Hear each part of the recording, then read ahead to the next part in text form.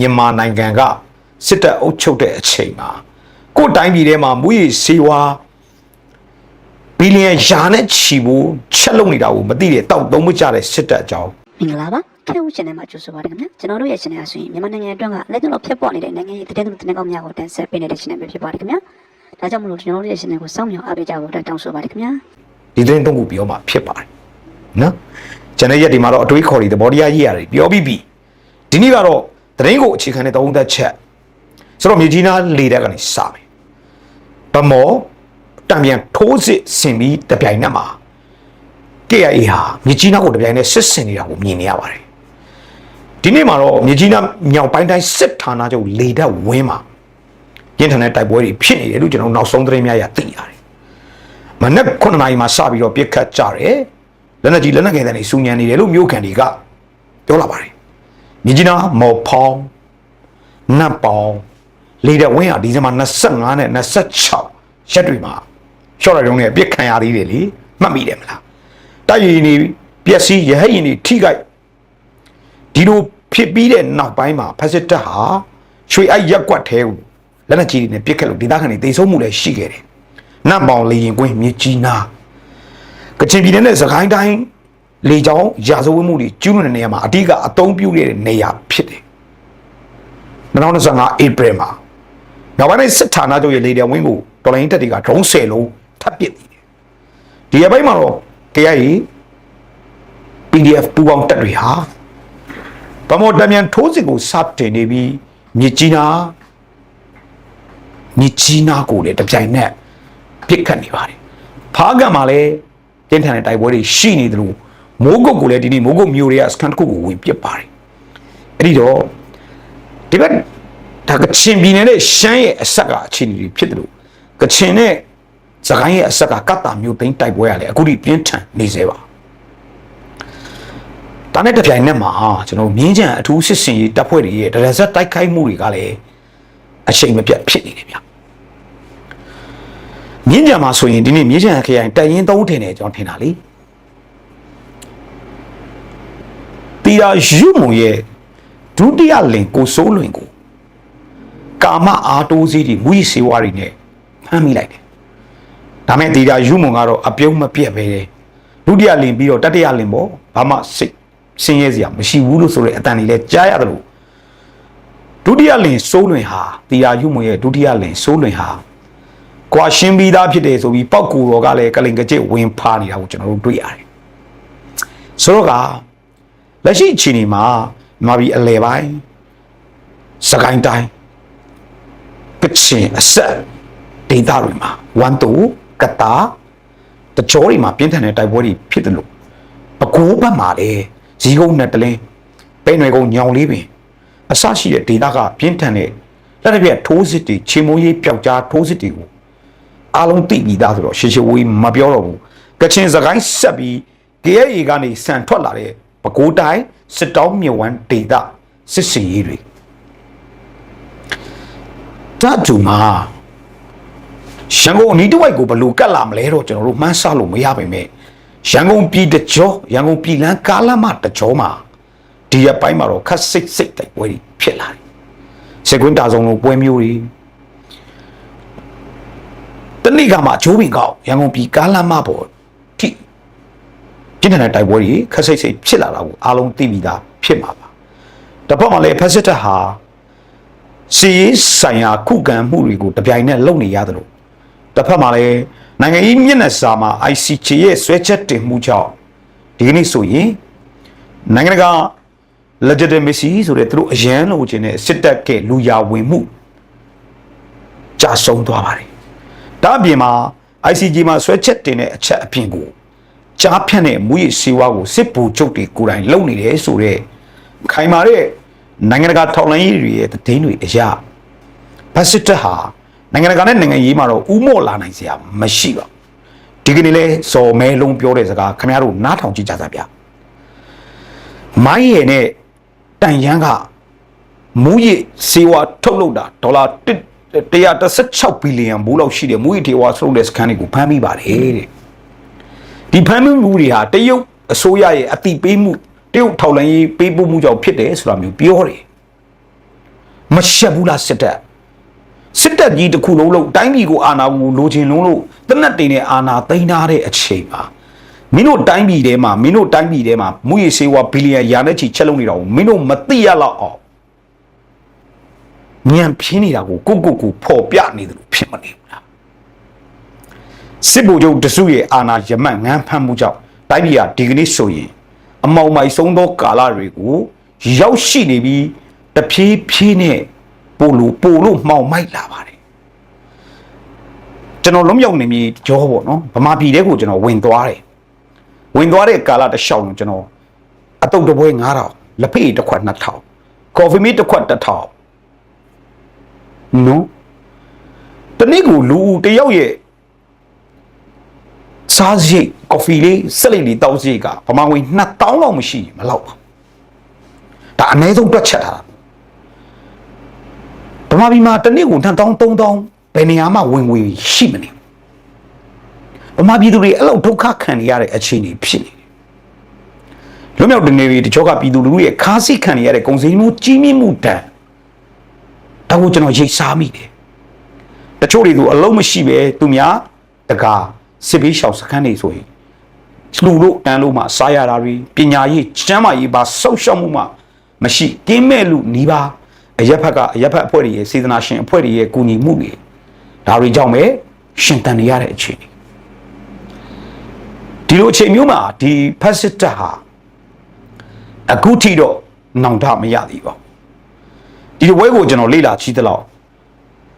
လက်ရှိတော်လှန်ရေးစစ်ပွဲပြည်တွင်းစစ်ကိုလေ့လာကြည့်သလောက်0 gain တီကိုတွားကြမှာပါစစ်တပ်ကလည်းလုံးဝအလျှော့မပေးသလိုတော်လှန်ရေးဘက်ကလည်းတပြားမှလျှော့မှာမဟုတ်အဲ့နှစ်ဖက်ကြားတွေကပြည်သူရဲ့ရှင်တန်မှုတနတ်တွေနဲ့ရင်ဆိုင်ရှင်ပြိုင်ပြီးတော့တနတ်ချင်းပြည့်ရတဲ့အခါကျဂျာညက်ကတော့ပြည်သူဒီကြားတဲ့စစ်တပ်ကရှုံးမှာသေးတဲ့ဗျလေနဲ့ဘုံချဲတယ်တော်လိုင်းတက်ကိုဝင်ဖို့ဖြစ်အောင်အရသာပြည်သူတွေကိုဘုံကျဲတော့စစ်ဘေးရှောင်ရတယ်စစ်ဘေးရှောင်တော့ PDF တွေကကူရလာဗောဗျကိုပြည်သူကိုအဲ့ဒီမှာစစ်ဆက်မတိုင်နိုင်ဒီလိုအခြေအနေမျိုးရအောင်စစ်တပ်ဟာရုံမာတဲ့အောက်တန်းကျတဲ့ဖြူဟာတွေနီးလန်းတွေတုံးတယ်ရွာတွေကိုမိရှို့ပစ်တယ် PDF တွေမကပြည်သူတွေပါဖမ်းတယ်မရင်းကျင့်တယ်လူသားတိုင်းလုပ်တယ်ပြောမနေတော့ဘူးအဲ့ဒါတွေအများကြီးပဲအဲ့တော့ကျွန်တော်တို့ဒီကနေ့စစ်မျက်နှာတွေကိုကြည့်ရင်တော့ဘကိုးစစ်မျက်နှာအသစ်တစ်ခုတိုးလာတယ်ဗမော်တံမြန်ထိုးစစ်ထွက်လာတယ်မြကြီးနားစစ်မျက်နှာအသစ်ထွက်လာတယ်အာရခတ်တက်တော်ဤကြောက်ဖြူမျိုးသိန်းတိုက်ပွဲဆင်နွှဲနေတယ်ကြောက်ဖြူမျိုးသိန်းတိုက်ပွဲကြောင့်ထိုးစစ်အချိန်ရပ်တန့်သွားတဲ့ဗတ်စစ်တပ်ဟာအကြံကုန်တော့ဂလုံစားချက်ဆိုသလိုတရုတ်လုံခြုံရေးဝန်ထမ်းယာနဲ့ချီကိုစေလွတ်နေပါတယ်တရုတ်နဲ့ AA နဲ့တိုက်ပေးမဲ့အကွက်အာရခတ်တက်တော် AA ကို ICJ ရိုဟင်ဂျာအရေးတွေမှာဘယ်လိုခေါ်မလဲအောက်တန်းကြထိုးထည့်လို့မရတဲ့အခါကျတော့တရုတ်နဲ့ AA နဲ့တိုက်ပေးမဲ့အကွက်မျိုးခင်းချင်းလာတာကိုလည်းကျွန်တော်တို့တွေ့ရပါတယ်ဒါပြင်မှာကျွန်တော်တို့နိုင်ငံရဲ့အနာဂတ်ဟာစစ်ပွဲတွေကိုမလိုအပ်ပါဘူးကျွန်တော်တို့တိုင်းသူပြည်သားလူအများဟာငြိမ်းချမ်းချင်ပါပြီစစ်ပွဲရဲ့ဆိုးကျိုးနဲ့တက်ရောက်မှုကိုသိတယ်ခံစားဖို့ပြီးပြီလေဗျာနေချက်စန့်ကျင်ရေးစစ်ပွဲတွေဂျပန်ဖက်စစ်စန့်ကျင်ရေးစစ်ပွဲတွေပြည်တွင်းစစ်နှစ်ပေါင်း80ကာလတလျှောက်တယ်ဒီနေ့ဒီစစ်ကိုကျွန်တော်တို့ ਨੇ ဘာလို့ကန်ဆက်နေရသေးတာလဲလို့ကျွန်တော်ခဏတွေးတယ်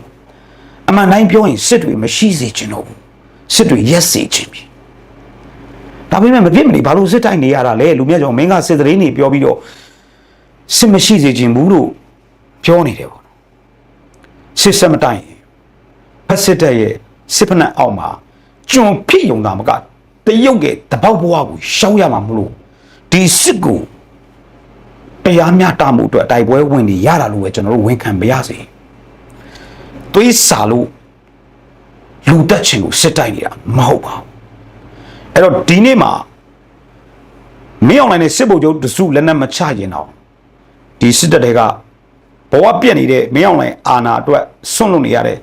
တပ်ရင်းတပ်ဖွဲ့တိုင်းမှုတပ်မမှုတွေလက်နက်ချရင်ဒီစစ်ကပြီးသွားမှာပါသူတို့ဟာမင်းအွန်လိုင်းစစ်ဗိုလ်ချုပ်တစုရဲ့အမိန့်ကိုနာခံနေသမျှကာလပတ်လုံးစစ်တပ်ဘက်ကတိတ်ဆုံးမှုဟာလေကျွန်တော်တို့နိုင်ငံသားချင်းတော့တူပေမဲ့စစ်မိတ်စာတစုစေခိုင်းမှုနဲ့လုပ်နေတဲ့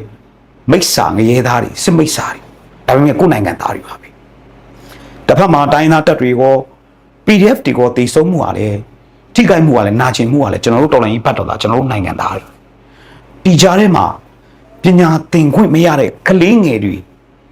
ပေါ်တာဆွဲလို့တည်သွားတဲ့လူငယ်တွေဒီဘက်ကိုထွက်ပြေးတဲ့လူငယ်တွေအနာဂတ်တိုင်းပြည်ကိုဘယ်လိုတည်ဆောက်ကြမလဲဆိုတဲ့စိုးရိမ်ချက်တွေကျွန်တော်မှနေ့တိုင်းရှိပါတယ်စပိန်တွေဖြူနေပြီအမြဲတမ်းတွေးပါတယ်တော်လိုင်းအတွက်တိုင်းပြည်အတွက်လူထုအတွက်နီလန်ပေါင်းစုံနဲ့တွေးပြီးနီလန်ပေါင်းစုံနဲ့ဗတ်ပေါင်းစုံရှုတော်ပေါင်းစုံကကျွန်တော်ပြောပါတယ်အဲ့တော့ဒီကနေ့တတိယကိုကြည်ချင်းအားဖြစ်ပေါ့ကျွန်တော်တို့နိုင်ငံရဲ့ဘက်နှစ်ဖက်ရဲ့အမုန်းတရားဟာပုံမူကြီးမားလို့လာနေပါပြီအများမှာဆိုပိုဆိုးတယ်တွေ့တာနဲ့တက်ကြဖြတ်ကြတဲ့အခြေအနေတွေရှောက်လာပြီဒါဟာအင်မတန်စိတ်ညစ်ညူးစရာကောင်းတဲ့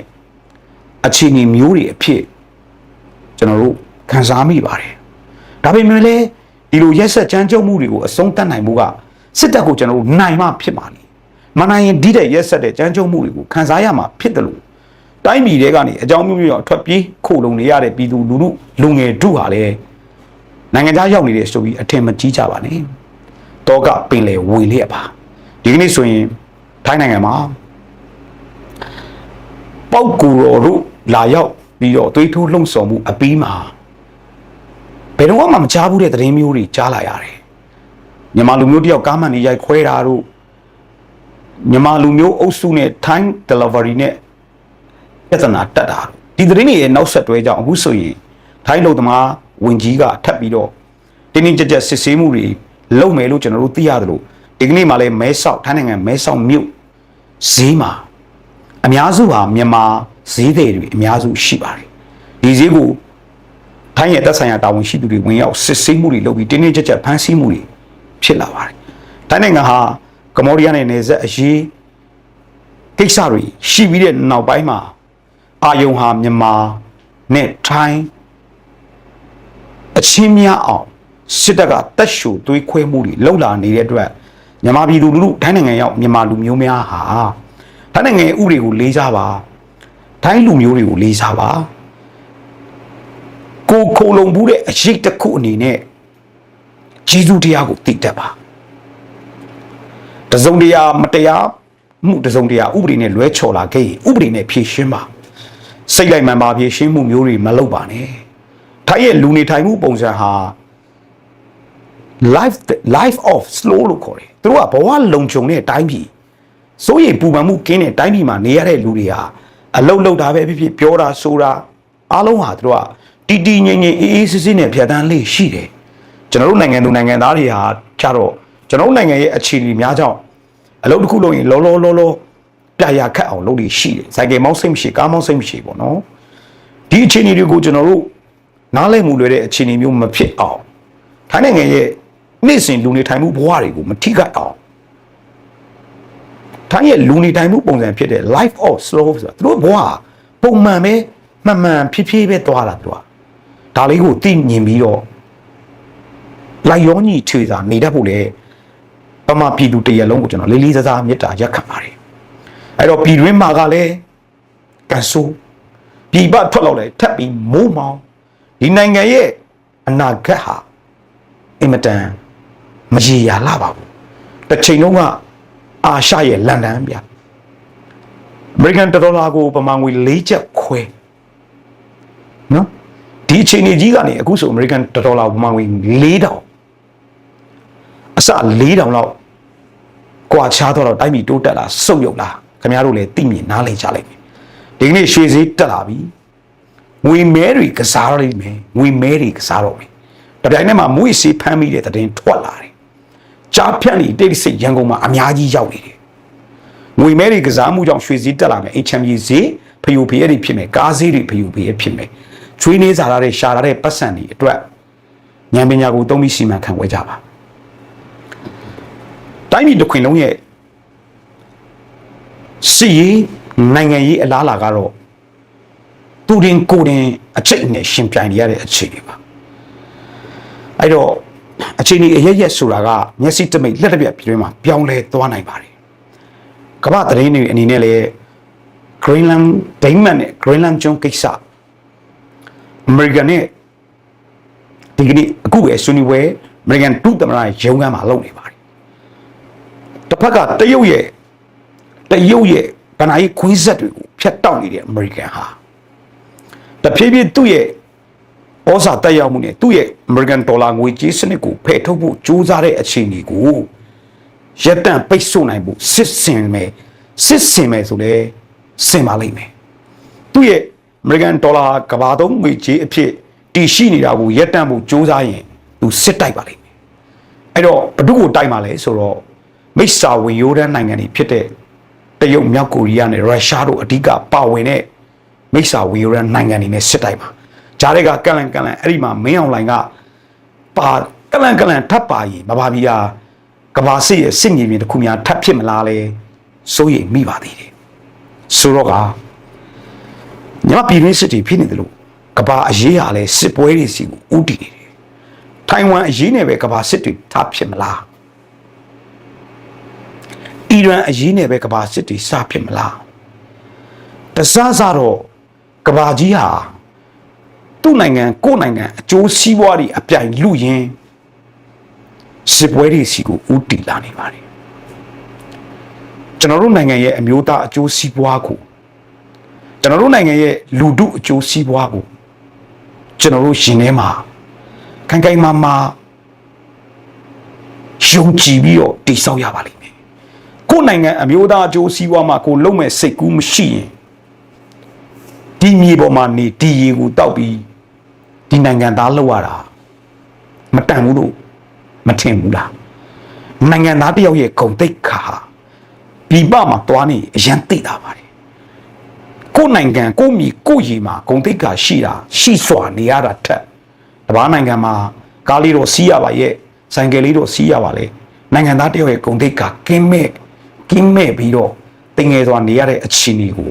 ပြည်ပရောက်မြန်မာတွေအားလုံးသိကြပါတယ်ဒါကြောင့်မို့ကျွန်တော်တို့အမိမြန်မာနိုင်ငံတော်ဟာပြည်သူလူထုဩဇာအာဏာတက်ရောက်တဲ့နိုင်ငံဖြစ်တာအမိမြန်မာနိုင်ငံတော်ရဲ့ဂုဏ်သိက္ခာအမိမြန်မာနိုင်ငံတော်ရဲ့အမျိုးသားအကျိုးစီးပွားကိုမြန်မာပြည်သူတယောက်ချင်းက